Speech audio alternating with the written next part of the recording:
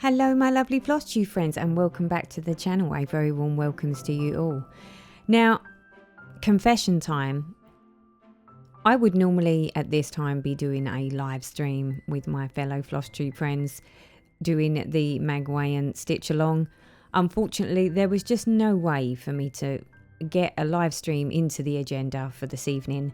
So I thought I would try to fill the space. So rather than give you nothing, I thought I would give you something. So here we are with a standard recorded stitch along that I thought I would do, just so that I wasn't just not being there on a Sunday. This also kills two birds with one stone. I know there are a lot of people on Flosstube that are not really down with the whole live stream thing. I get that. So the fact that it's been so long since I done a stitch with me, I thought, well, I might as well kill two birds with one stone. So that way we get a stitch along for those that don't like lives, and we get a sale stitch along, maybe not live, but it's the best we could do for those that are really, really do enjoy their Sunday evening lives. So here we are, as you can see. I'm diligently stitching on my Magwayen Bella Filipina. The fabric that I'm using is a 28 count even weave, which I hand dyed myself. Now, under normal circumstances, I wouldn't really do hand dyeing fabric of my own, but there was an issue with trying to get my hands on the fabric that I had in my mind of what I wanted. Unfortunately, I couldn't get my hands on it before the sale was going to start on January 1st, 2023. So I thought I'd have a go at dyeing my own. Now, it's not quite what I was expecting it to be, but in saying that, I'm not disappointed. It was a pleasant surprise.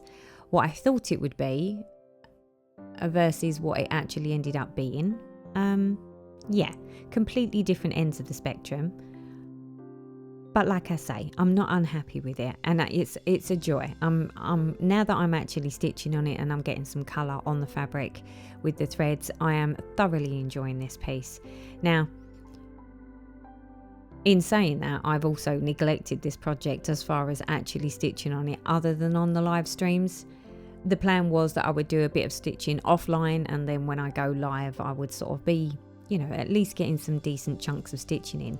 But time has not allowed for that, I'll be honest. It's been, since January, it has been crazy busy at work. And it's not just that when I'm at work it's crazy busy, it's when I come home.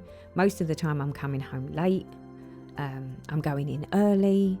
So even when I am getting home at a reasonable time, I'm so tired, I've barely stitched anything. I've tried to keep up with my whip go, which so far, given that we're almost at the end of January has been a success for the whip go. I have managed to achieve my set goals for whip go, but much other than that, I've really stitched nothing. I've just been too tired. Some nights I've not even got home here until sort of nearly 8 o'clock and 8:30 at night, and then when I've come home I've had to log back on and do some more work. So tiredness does not inspire me to want to sit down with my stitching. On top of which, I'm going on holiday. I'm off to the Caribbean on the 19th of February. So I have also been trying to do some exercise just to get myself a little bit trimmer, ready for the, bikini ready. Yeah, if there's such a thing. My days of being bikini ready, I think, are sort of slowly but surely disappearing in front of my very eyes. But I like to do what I can.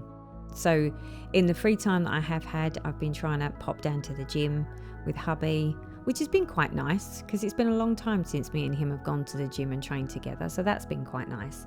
And then when I've not been going to the gym with him, I've been doing my home workouts and some of my HIIT training just to try and help with the energy level, if nothing else. The one thing that I've always done throughout my life has been some form of exercise, and I've always found it very, very therapeutic. When I come in from work and I'm really tired, at the time I really don't feel like doing anything. I just want to be a couch potato and getting get in my pajamas and just sit on the sofa and sloth. But I always find, I've always found that no matter how tired I am when I've come in from work, or I'm just tired and I'm sitting there thinking, I don't want to do exercise. That's the last thing I want to do. Jump around like a lunatic or go to the gym and push weights. But in saying that, every time that, even when I've had to really force myself, when I haven't really wanted to, it has made me feel a lot better. And it does put me in a good state of mind. So even when I don't feel like doing it, I do tend to try and push myself through that, especially at the moment when I'm sitting there thinking, I'm going on holiday in less than 4 weeks' time. Teresa, don't be lazy. Don't just sit here and do nothing. Go do something. And inevitably, it does make me feel better. So yeah, I've been doing some of that. But work, like I say, work has been super busy. The commute has been horrific on certain days.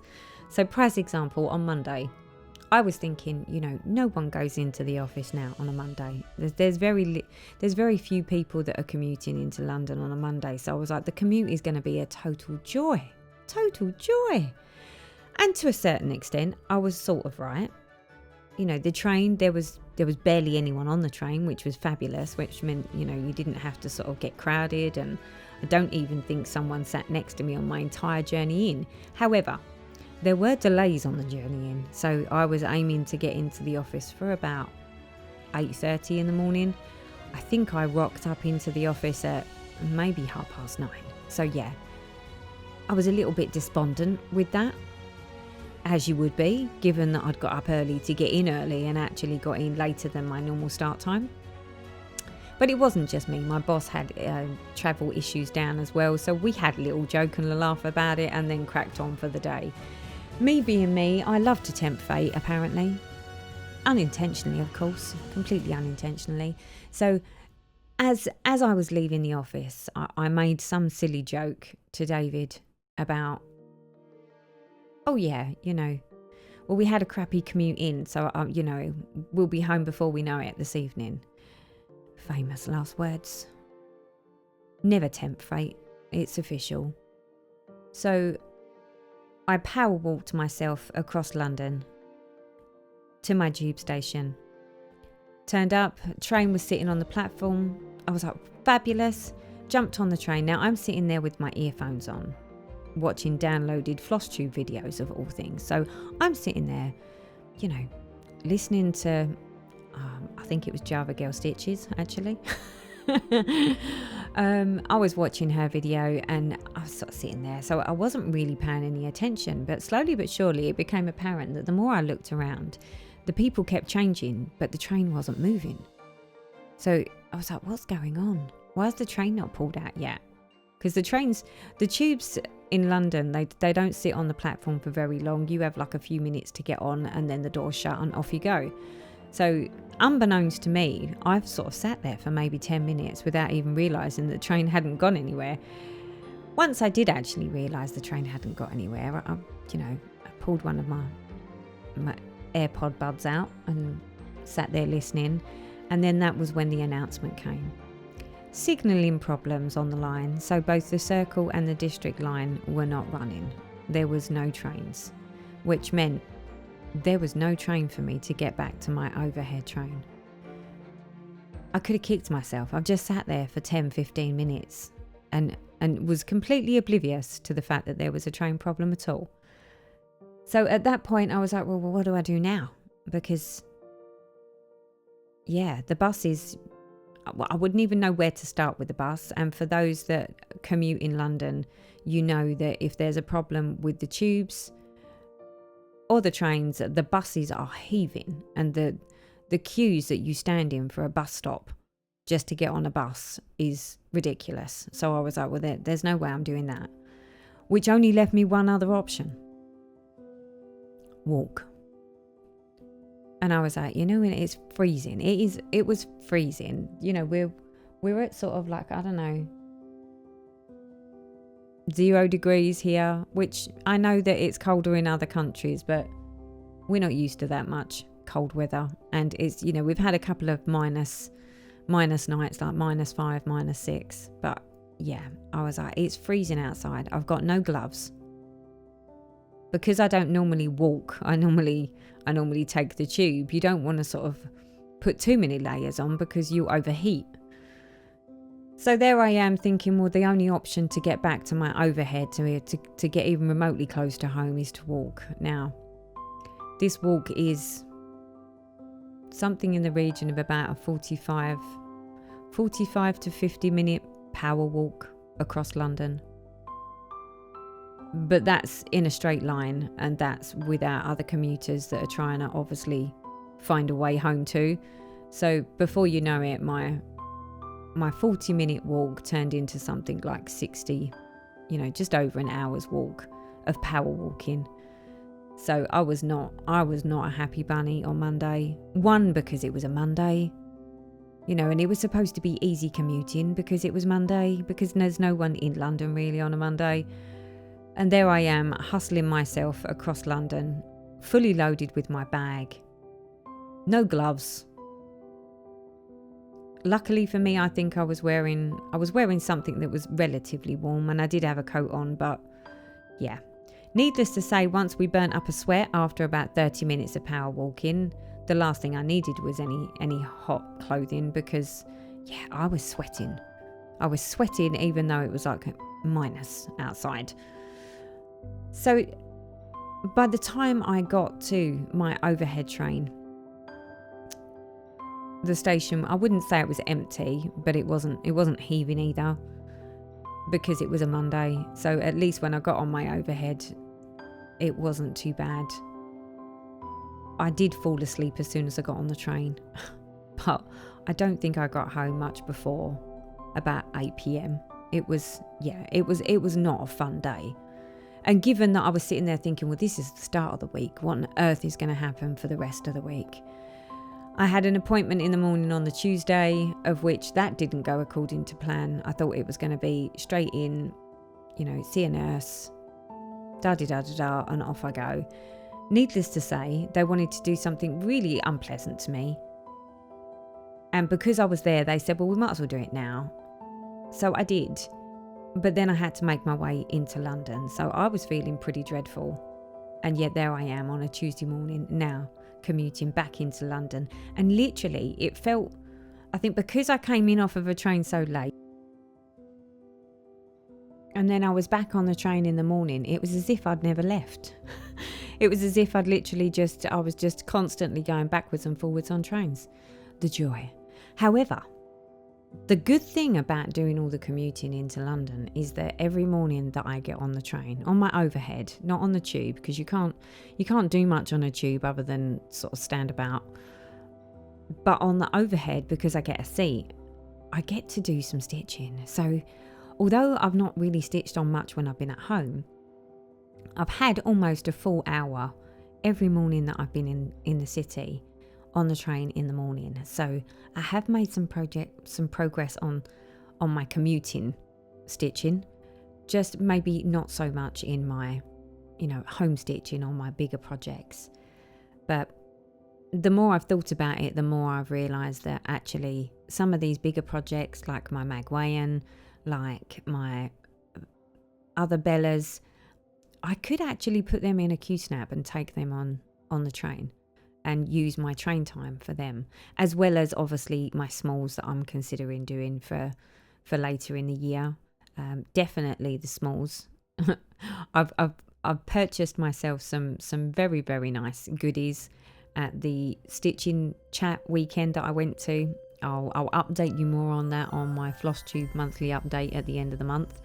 But yeah, I bought myself some goodies, so there's going to be some Stitchy train fun with those, let me tell you. But yeah, so other than my train stitching, I've really not done very much stitching at all. Every time I've sat down to do stitching, it's either been that, I've left the scissors in the other room, or again, it's that whole organisation thing. I do feel I'm not organised. I haven't had time to sort of make sure that I've got everything that I need before I sit down and do stitching.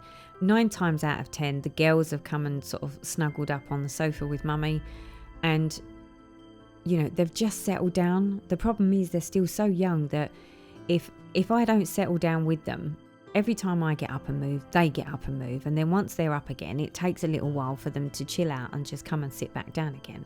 So yeah, the joys, people. But I can't complain. I've got a job, I go to work, I earn my money. When I do get free time, I come home, I can do some stitching. Maybe just not as much stitchy time as I would like. I do feel like I'm sort of missing out. But yeah, it's finding the right amount of time, isn't it, of stitching? Like how do you have just the right amount that you're in your happy place, that you feel that you're achieving stuff, and that you've had what I call my downtime. My stitching is my downtime. It's the time where I just get to sit and do something I want to do, rather than something that I'm either required to do or something that someone else wants me to do. I do feel at the moment that my whole life revolves around, doing things for others, whether that be work because my boss needs it and because I have to, or whether it be because the housework needs doing because someone has to do it. There are no magic fairies that come in and do my housework. Now, I have thought about getting a house cleaner, just to get someone to come in and do what I call my essential cleaning. But in all fairness, one, it would be a struggle to work out when they could come in, because with Darren on shift work, Lauren, who works pretty much nights, Ben, who works from home, there would never be a right time for a person to come in and be like, well, there's the house. If you could do the hoovering, wash the floors, a bit of dusting, yeah, there would never be a right time for someone to come in without sort of having to either wake someone up or ask someone to leave the house or get out of the way. I mean, eventually I would like to think that I will have a cleaner to do some of these more, let's say, regular every week jobs that need to be done, that take up so much of the time. It's not the small things, the whole tidying up and washing and bits and pieces. They're not the problem. It's the clean the floors and then wash the floors and then wait for the floors to dry. Sometimes I sit there and think, we've gone with solid floors throughout our house except for the upstairs conversion, which has got carpet, because it's easier to work with. You don't need to worry about the carpet getting dirty as such. However, going with solid floors is double the work, don't you think? I'm like, I remember when the only thing you had to do was literally do the skirting boards and hoover the floor, like hoover the carpet, because that was what it used to be. Every room used to be carpeted. But now the whole hardwood floors is a thing. It's great for surface cleaning, or if you've got dogs like I have, because they are messy little pups, these two. But it is twice the amount of work. So you have to go round and hoover the floor first. And then once the floor is hoovered, then you have to go back over it and wash the floor. And then it's the time that it takes for the floor then to dry before you can either walk on it, or before the girls start walking all over it, or before I can put my furniture back. I know it's not first world problems, but all of that takes up a lot of time. I mean, it can take me somewhere in the region of about 2 hours to clean my floors thoroughly. To do the floors, the skirting boards, that's over 2 hours. And that's just the ground story. That's downstairs. And some of those rooms I'll do what I call swifty mopping, where you just sort of, you hoover round the objects. So like my office, I don't pull everything out from under the cabinets and bits and pieces. I normally hoover around and just do the main floor. The living room, the kitchen, the bathrooms, the utility room, all of those. The room, literally everything has to be lifted off the floors. The chairs need to be dragged onto the rug. You need to hoover, then wash the floors, wait for it to dry, put the chairs back, and then be able to hoover the rug or other parts of it's so much harder than it needs to be. But those are the things that take the time. If also, you sort of, I mean, by the time I finish cleaning this house on a Saturday and Sunday, there's very little stitching time left now. I mean, when I was working from home, it wasn't such a big thing because I could get up at 5 o'clock in the morning and I could blitz certain rooms. So I might say to myself, right, okay, well, I'm going to do the bathrooms. So I would do the 2 bathrooms, down, like one upstairs, one downstairs. Lauren, as far as I'm concerned, she's got her own ensuite. She should clean that herself. I'm not doing that for her. So I only do the 2, like the main bathroom and then the ensuite upstairs. But it used to be that you could get up first thing in the morning, get the 2 bathrooms done, maybe clean the kitchen up a little bit and, load and unload the dishwasher and clean the sides down before I started work. Whereas now, because I have to leave to get on a train and go catch a bus, there isn't time. By the time I've got up, got myself ready for work, it's time to leave. It's time to leave the house. So all those jobs that I would normally get done, at least 3 or 4 mornings a week, are now all accumulating for the weekend. So then come the weekend, my entire weekend now seems to be walk the dogs, wash the floors,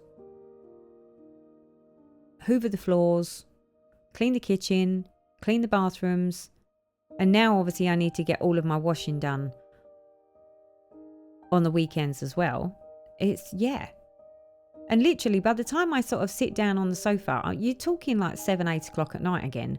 And then by 7-8 o'clock at night, given it is the weekend, normally Darren puts something of interest on the TV. So as soon as something of interest goes on the TV, I struggle to concentrate on my stitching because I can't watch the TV and concentrate on my stitching at the same time. So then it has to be something that's really small or something that doesn't require too much brain power. So I am finding that a lot of the projects that have got like more blocky colours or don't require too much thought process are the things that I'm going for. They're the things that I'm sort of basically getting a few stitches in. But even then, I'm only getting like, I don't know, maybe 20 or 30 stitches in, and then I put it down because either my eyes are tired or I get engrossed in what I'm watching on the telly.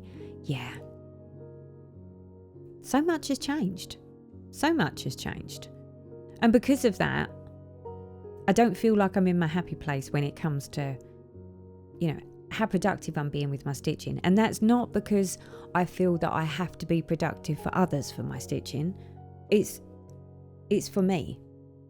I don't feel like there's enough me time in the world anymore. I mean, yeah.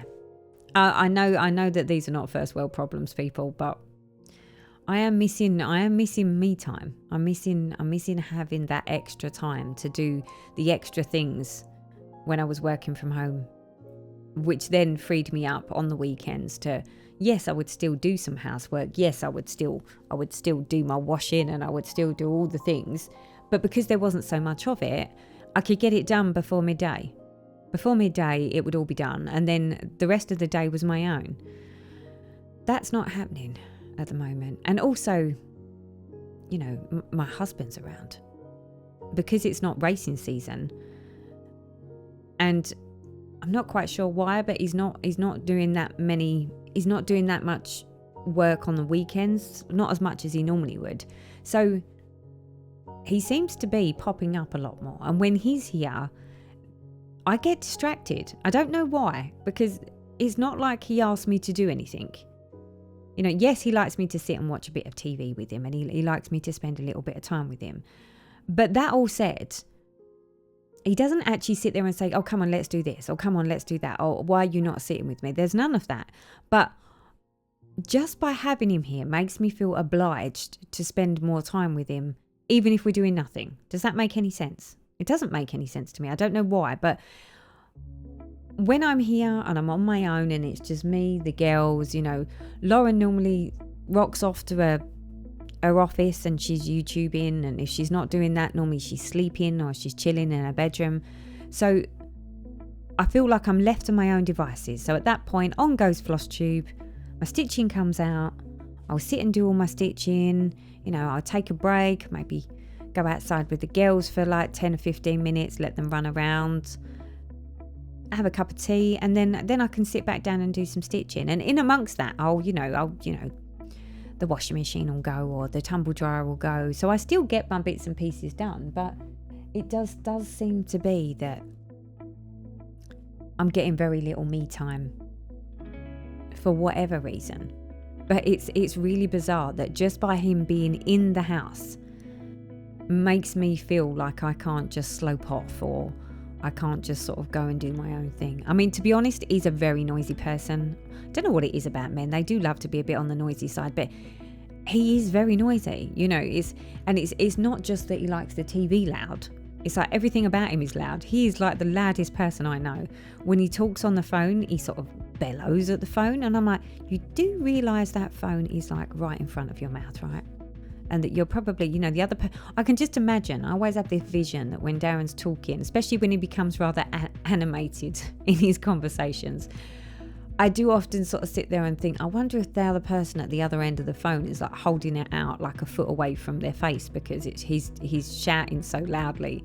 And the amount of times I have to say to him, shush, don't shout. They can hear you. They can hear you. But yeah, I mean, he has one of those very, very deep voices anyway. So it's a bellowy type voice, even when he's trying to be quiet. Well, in fact, I don't even think I've ever heard Darren try to be quiet. But when he tries not to shout so loud, it's still very loud. It's still louder than most people, I think.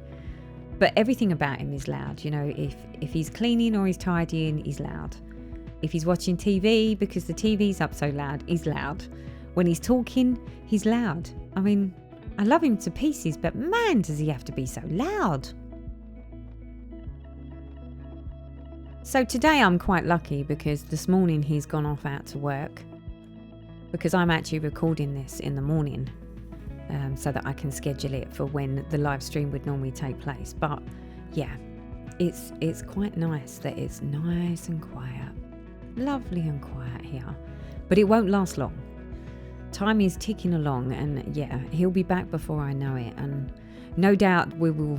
Yeah, I have housework to do, of course, because it's the weekend, so I've got plenty of that to do.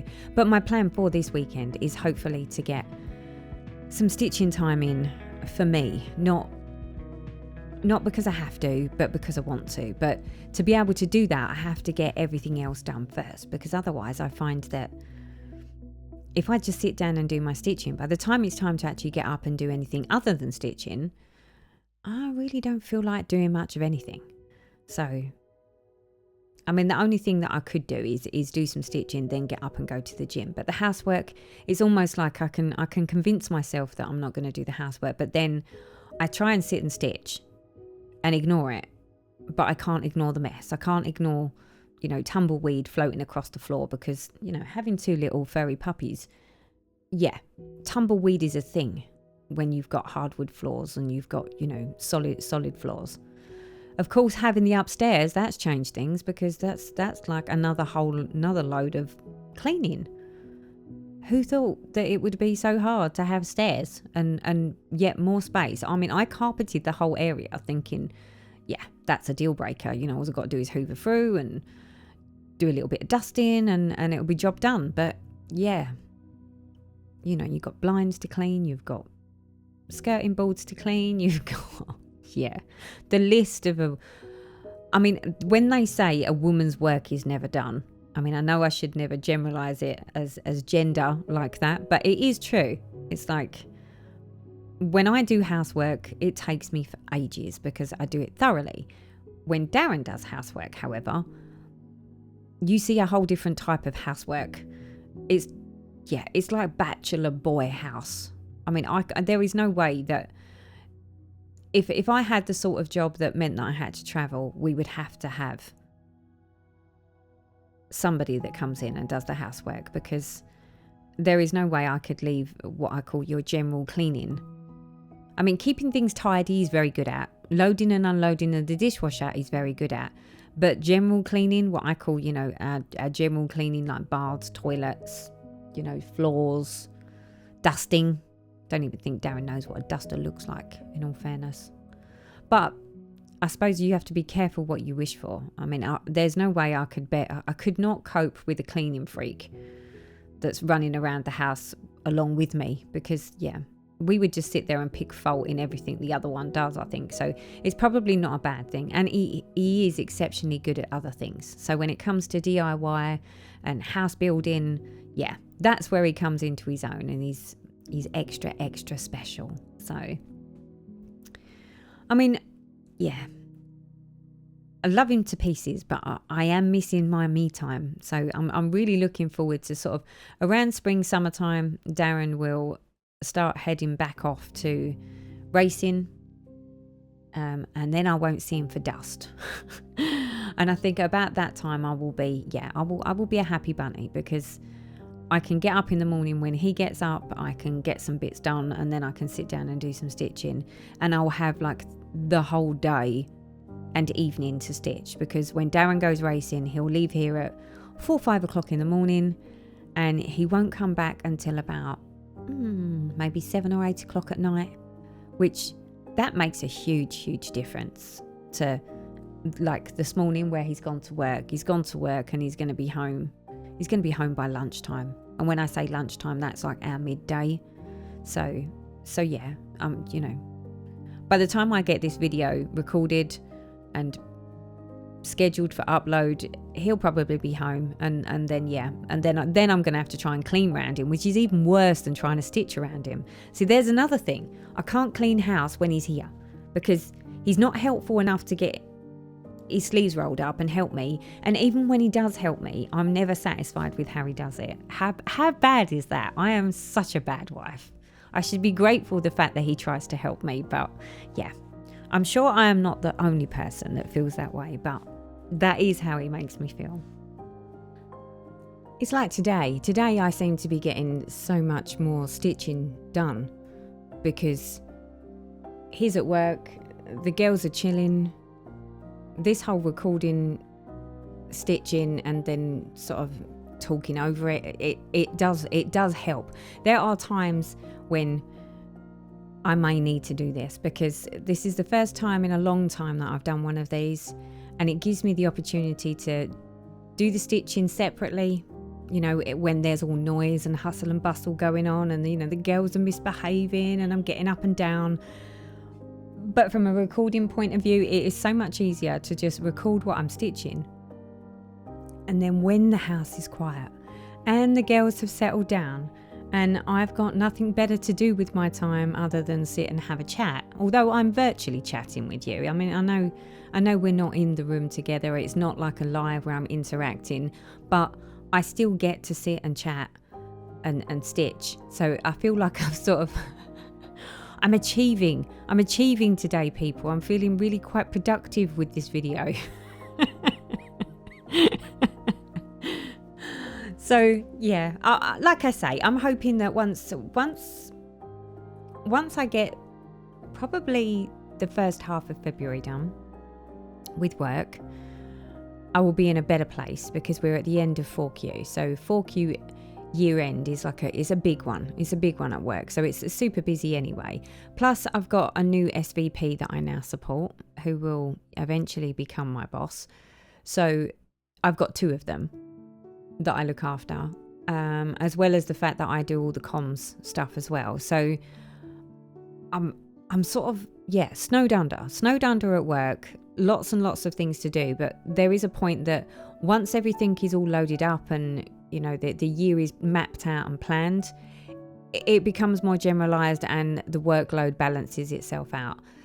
Plus I need to get ahead of the game. I mean, one of the reasons that I think I'm sort of feeling not stressed, because I'm not, but when you start to get anxious that there's just so much to do and you've got to find a way of getting it all done in time, is because I'm going on holiday. So I go on holiday to the Caribbean on the 19th of February for 2 weeks.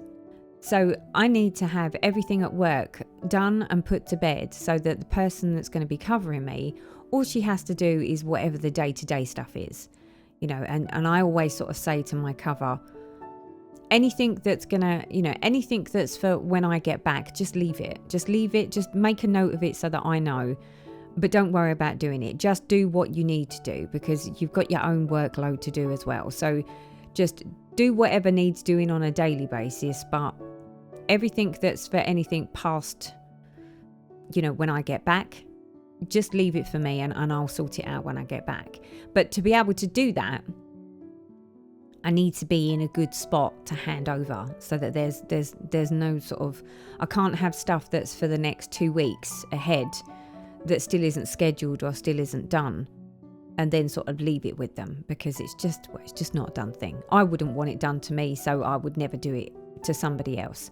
So yeah, because of that, that's why things are so busy at work.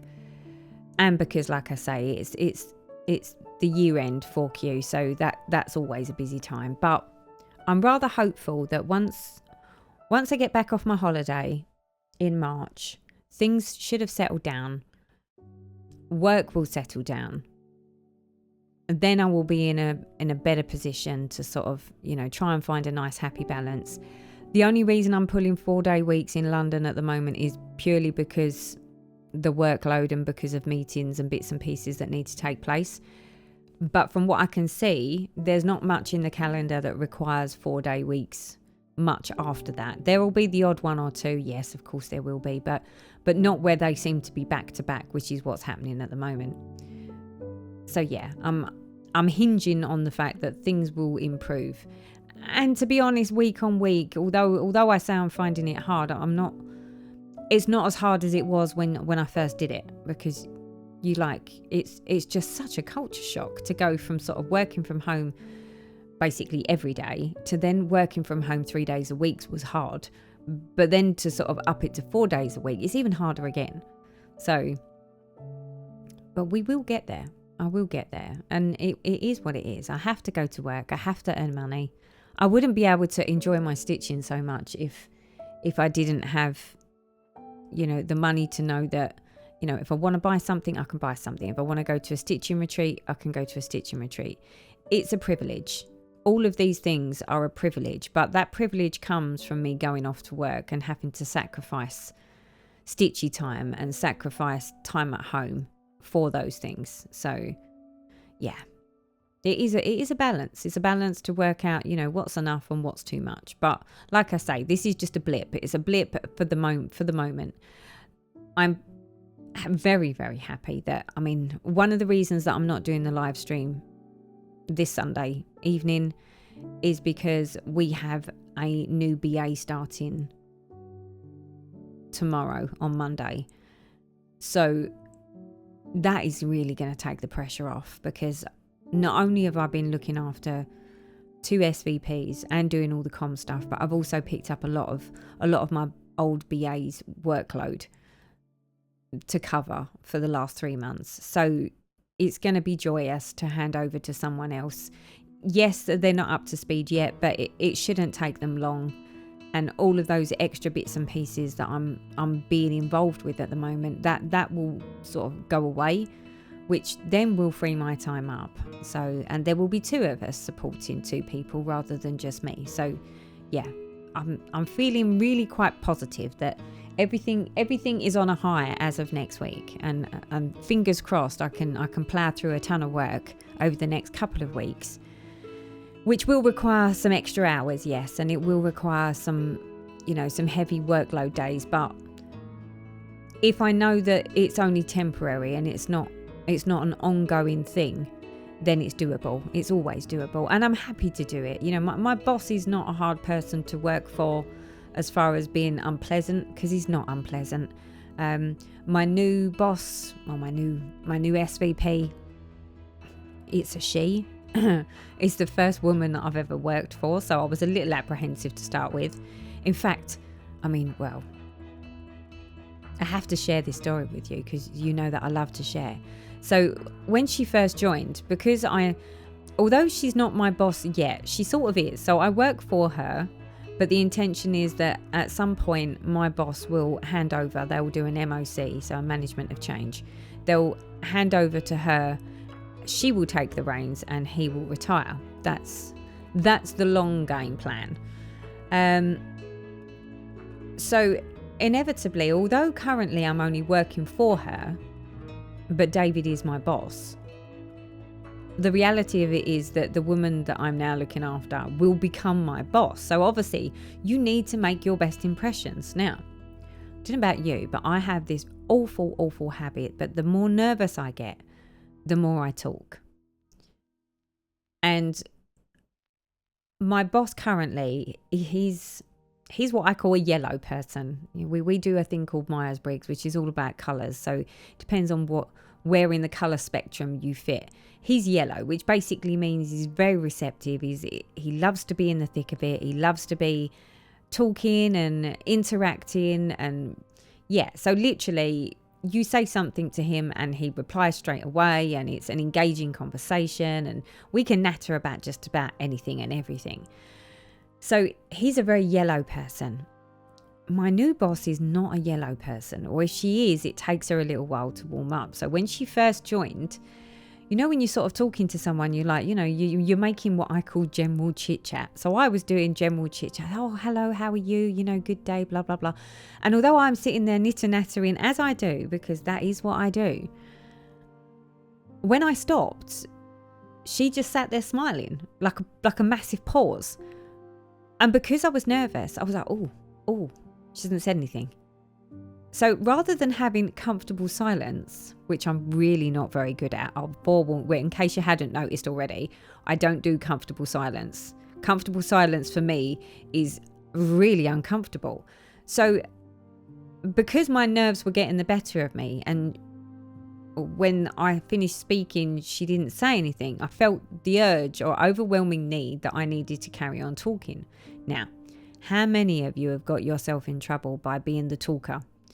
So, because the more I'm talking, the more I'm sitting there going, Teresa, shut up. Teresa, just stop talking. Just stop talking. It's like, oh, what are you saying? You're dribbling. Stop dribbling about stuff. But do you think I could stop? No, it wouldn't stop. And I was cringing. I was cringing at myself because I'm like, just shut up now. Please be quiet. But because she didn't say anything, there was no point, there wasn't a point in the conversation where I can go, okay, right, bye. Or see you later then.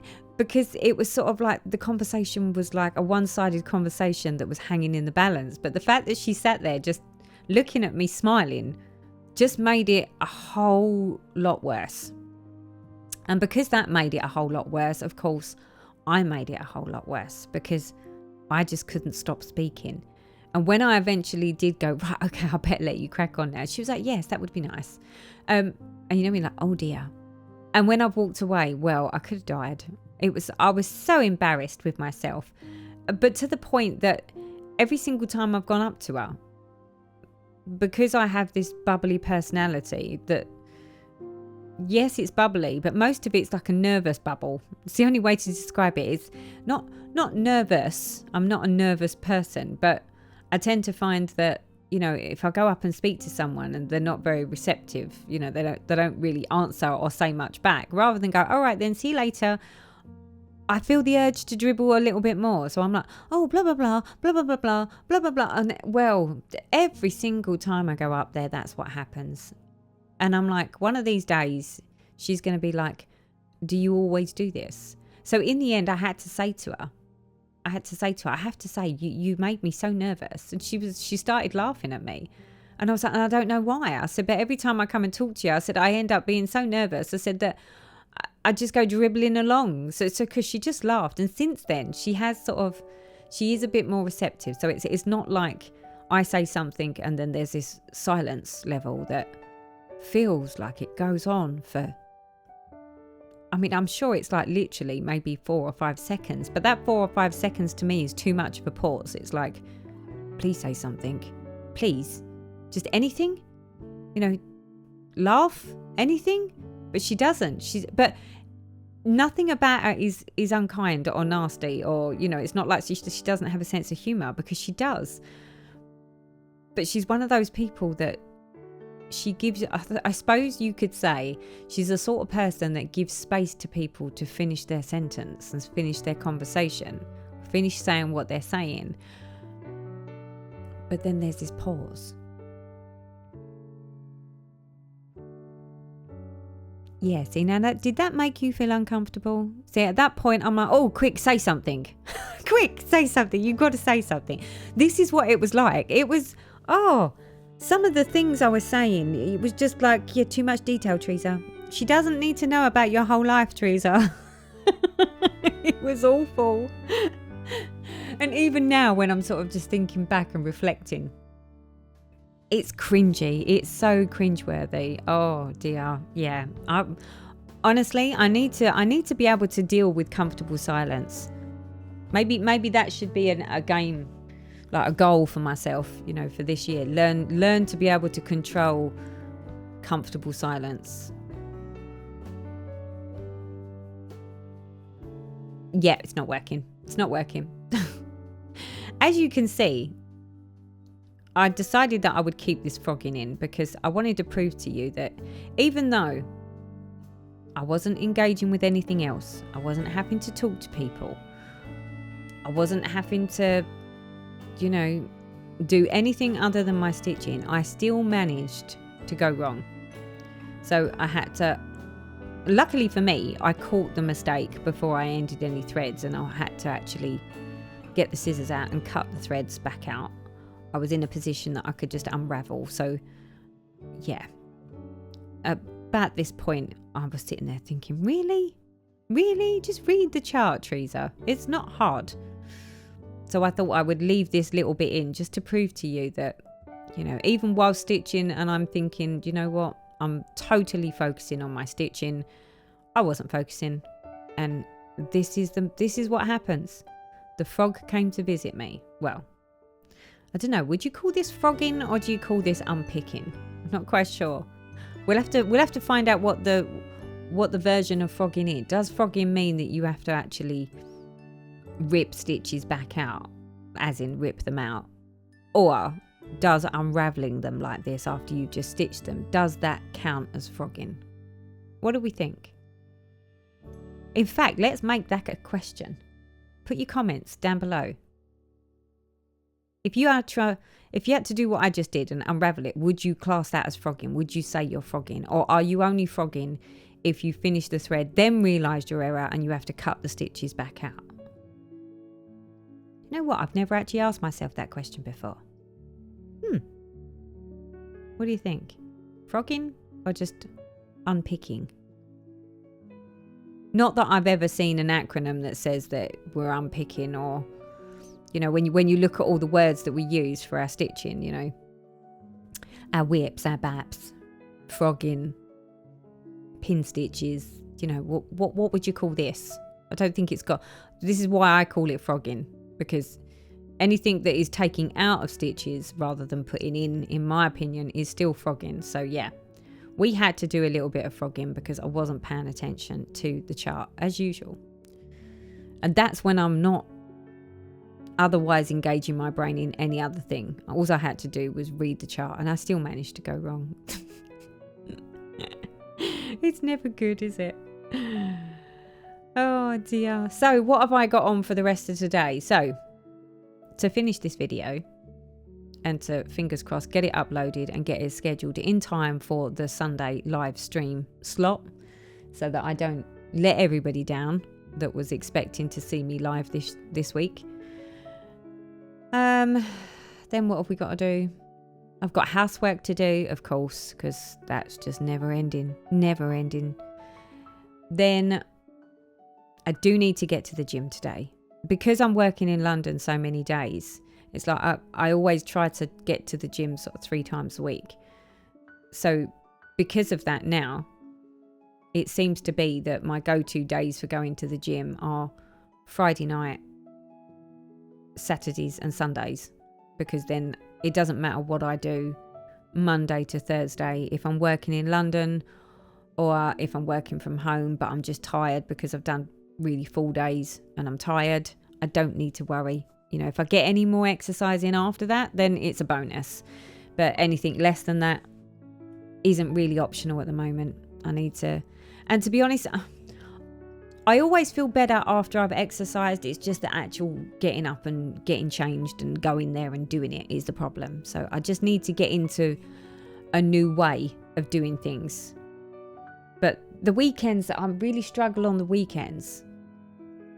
to motivate myself to do it, because there's so many other things that I want to do, you know, like these videos, or you know, if I've got YouTube stuff to do, or I've got stitching that I want to do, or I've got live streams that I want to do. By the time I incorporate all of those extra bits, it's like the one thing that I'm quite happy to just let go and be like, well, you know, I haven't got time for it this weekend, or I haven't got time for it today, is going to the gym or doing some physical exercise.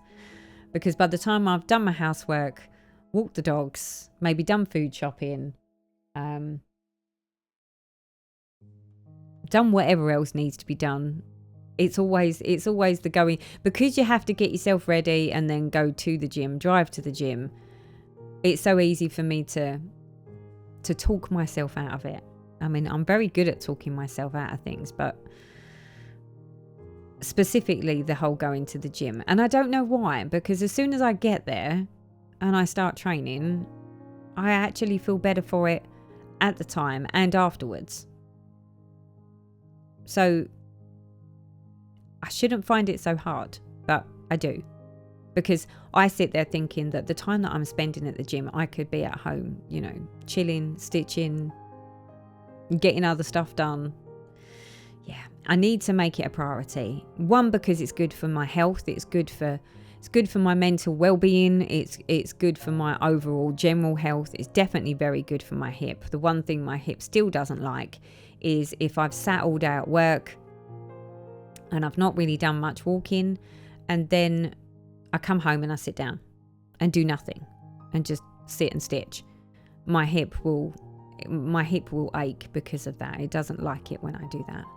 So inevitably there is some sort of standing up and walking around and stuff that I have to do just because the hip likes it that way. But I'm sure that the rest of my body appreciates it, really. I just don't know it yet.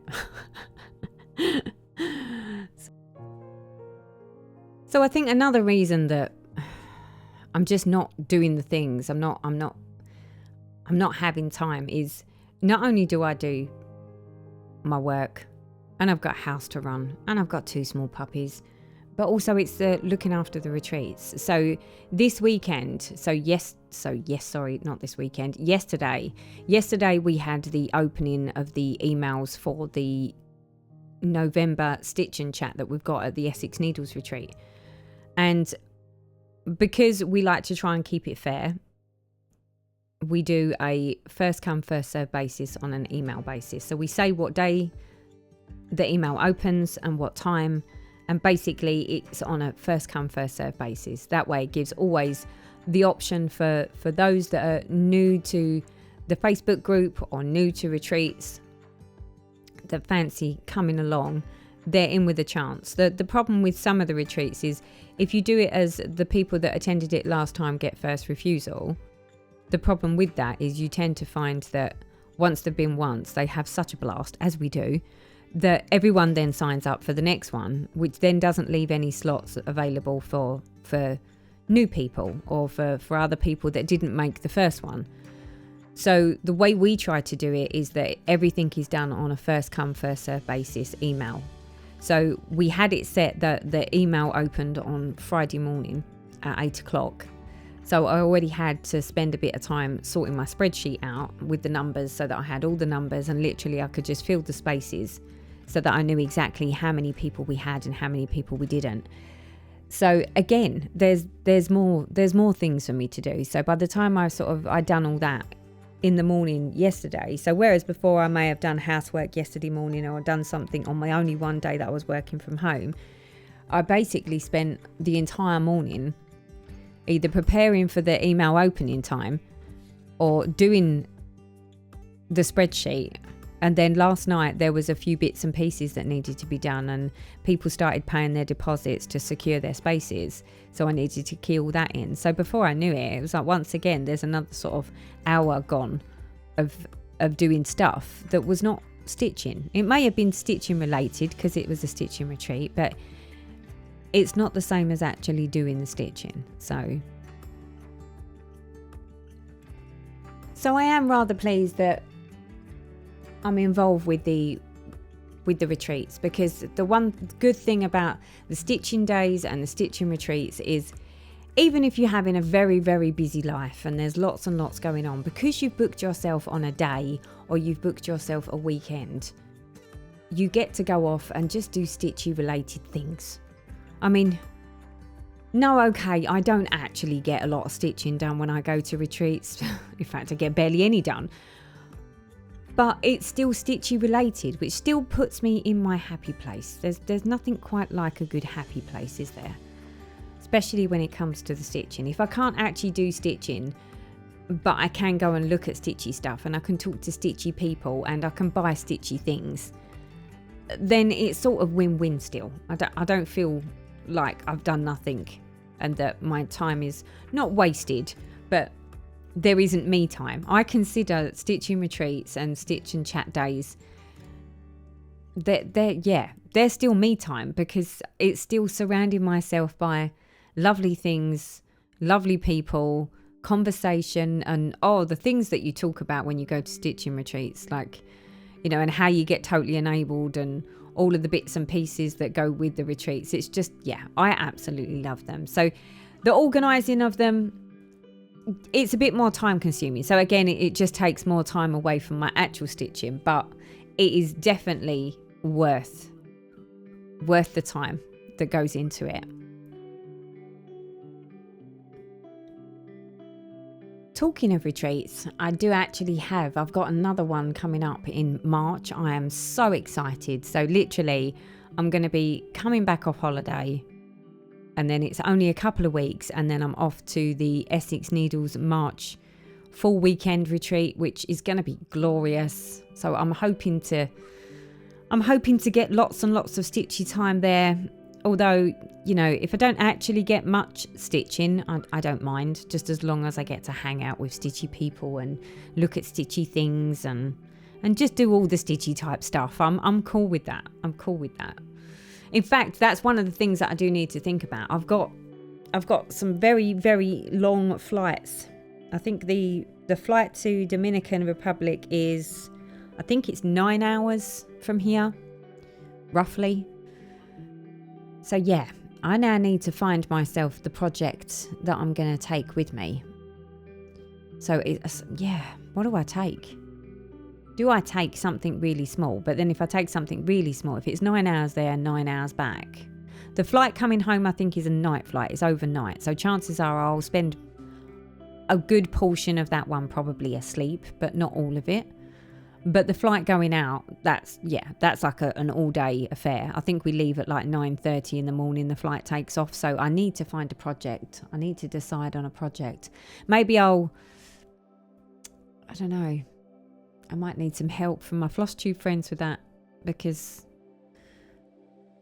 at first I was thinking maybe a long dog sampler because it's like one colour for most of it, and if I do castles in the air, then it's more than one colour, but not a lot. It's mainly the major colour.